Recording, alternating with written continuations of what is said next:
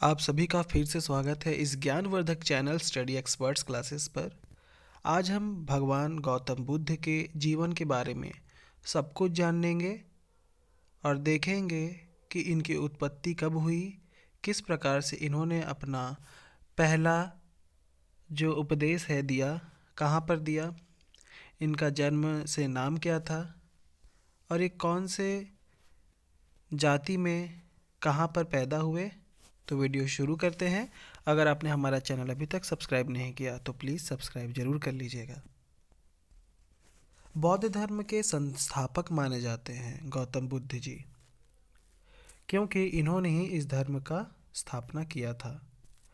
इनका जन्म 563 ईसा पूर्व नेपाल की तराई में स्थित क्षत्रिय कुल में कपिलवस्तु राज्य में लुम्बिनी नामक स्थान पर हुआ था।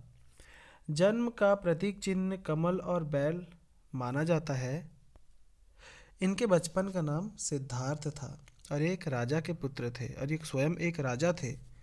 उनका जो गोत्र है वो गौतम गोत्र था। वो गौतम गोत्र में पैदा हुए थे, अतः वे गौतम बुद्ध कहलाए। इनके पिता का नाम शुद्धोदन था, माता का नाम महामाया, पत्नी इनकी यशोधरा थी। इनका एक पुत्र था जिसका नाम राहुल था। ज्ञान प्राप्ति की अगर बात करें तो बोधि वृक्ष के नीचे कठोर तपस्या के बाद गौतम बुद्ध को बोध गया के निकट 35 वर्ष की आयु में निरंजना नदी के तट पर बोधि अर्थात पीपल वृक्ष के नीचे ज्ञान की इनको प्राप्ति हुई। पहला प्रवचन इन्होंने ऋषिपत्तन मृगदाव में सारनाथ में दिया था। मृत्यु की घटना, इनकी मृत्यु सन 483 ईसा पूर्व में कुशीनगर जो कि उत्तर प्रदेश में है हुआ। बौद्ध धर्म के मुख्य 4 सत्य हैं, 4 आर्य सत्य कहा जाता है इसे। पहला कि जीवन में दुख ही दुख है। दूसरा, दुख का कारण तृष्णा है। तीसरा, दुखे के निवारण का उपाय तृष्णा की समाप्ति है। चौथा आर्य सत्य है, तृष्णा की समाप्ति अष्टांगिक मार्ग से हो सकती है। जानेंगे अष्टांगिक मार्ग क्या है जिससे तृष्णा की समाप्ति हो सकती है। ये सारा भगवान बौद्ध के दिया हुआ ज्ञान है जो हम आपको यहाँ पर बता रहे हैं वन बाय वन। तो इसमें निर्वाण प्राप्ति संभव हो सकता है। इसके अंतर्गत सम्यक दृष्टि, सम्यक संकल्प, सम्यक वाणी, सम्यक कर्म, सम्यक आजीव, सम्यक व्यायाम, सम्यक स्मृति एवं सम्यक समाधि निहित है। इसे अष्टांगिक मार्ग कहा गया है। अष्टांगिक मार्ग को ही मध्य संप्रिपदा मध्यम प्रतिपदा कहा जाता है या फिर मध्यम मार्ग कहा जाता है। इसका प्रोनाउंसिएशन थोड़ा टफ है। मध्यम मार्ग न अत्यधिक विलास और न ही अत्यधिक संयम।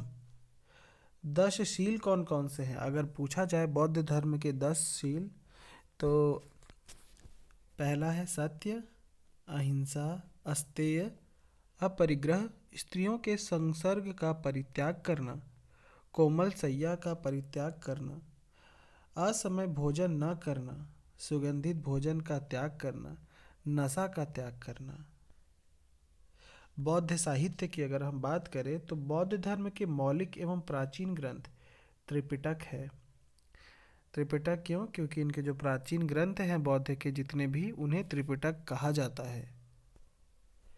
विनय पिटक प्रथम संगीति में संकलित, इसमें बौद्ध धर्म भिक्षुओं के अनुशासन के नियम हैं। इसे विनय पिटक कहा जाता है। विनय पिटक। सुत्त पिटक है द्वितीय, जिसमें प्रथम संगीति में संकलित बुद्ध की शिक्षाओं का वर्णन है। जातक कथाएं सुत्त पिटक के खुदक निकाय का भाग है। इनमें बुद्ध के पुनर्जन्मों की कथा है। अभिधम्म पटक तृतीय संगति में संकलित बौद्ध दर्शन से यह संबंधित है। चतुर्थ संगति में वसुमित्र द्वारा बौद्ध धर्म के विश्वकोश महाविभास सूत्र का संकलन है। बौद्ध धर्म के संप्रदाय पहला है हीनयान। यह एक रूढ़िवादी मत था। इसका प्रसार लंका, बर्मा एवं पूरे एशिया में हुआ था। महायान।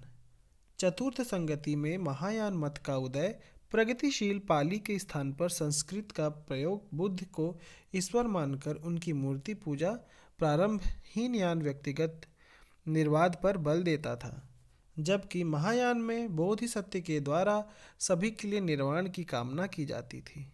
इसका प्रकार मध्य एशिया और चीन, जापान में हुआ। वज्रयान। तंत्रवाद से प्रभावित बुद्ध की पत्नी के रूप में तारा की पूजा की गई तिब्बत में, जो कि आज भी विद्यमान है। तो हमें उम्मीद है ये छोटा सा वीडियो आपको सारा ज्ञान जो आपको चाहिए वो देता है। तो ऐसे ही महत्वपूर्ण वीडियो आपको और भी मिलते रहे, इसके लिए आप हमारे चैनल को लाइक करें, इस वीडियो को शेयर करें। अगर आपको गौतम बुद्ध के अलावा भी किसी और के बारे में जानना है या गौतम बुद्ध के बारे में और भी अत्यधिक जानकारी चाहिए तो हमें कमेंट बॉक्स में कमेंट करके ज़रूर बताएं। Thanks for watching. Have a good day.